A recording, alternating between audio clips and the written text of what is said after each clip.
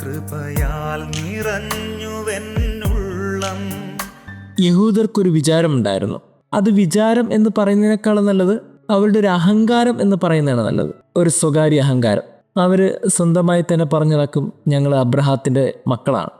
യേശു പറയുന്നത് ഇങ്ങനെയാണ്, നിങ്ങൾ പറഞ്ഞു നടക്കുന്നത് അബ്രഹാത്തിൻ്റെ മക്കളെന്നാണ്, പക്ഷേ നിങ്ങൾ എൻ്റെ വചനത്തിൽ നിലനിൽക്കുകയാണെങ്കിൽ നിങ്ങൾ എൻ്റെ ശിഷ്യന്മാരായിട്ട് തീരും. അങ്ങനെ നിങ്ങൾ സ്വതന്ത്രരാക്കപ്പെടും. യേശു മനോഹരമായിട്ടൊരു കാര്യം പറയും, എൻ്റെ പിതാവിൽ നിന്ന് കണ്ട കാര്യങ്ങൾ ഞാൻ നിങ്ങളോട് പറയുന്നു, പക്ഷേ നിങ്ങളായിട്ട് നിങ്ങളുടെ പിതാവിൽ നിന്ന് കേട്ട കാര്യങ്ങളനുസരിച്ചാണ് നിങ്ങൾ പ്രവർത്തിക്കുക. സയൻറ്റിഫിക് പേർപ്പസ് എഴുതുന്നവർക്ക് വളരെ കൃത്യമായിട്ടറിയാം, പ്രൈമറി സോഴ്സും സെക്കൻഡറി സോഴ്സും എന്നൊരു സംഭവമുണ്ട്. യേശു പ്രൈമറി സോഴ്സാണ്. കണ്ട കാര്യങ്ങൾ വന്ന് ഡയറക്റ്റായിട്ട് പറയുന്നു.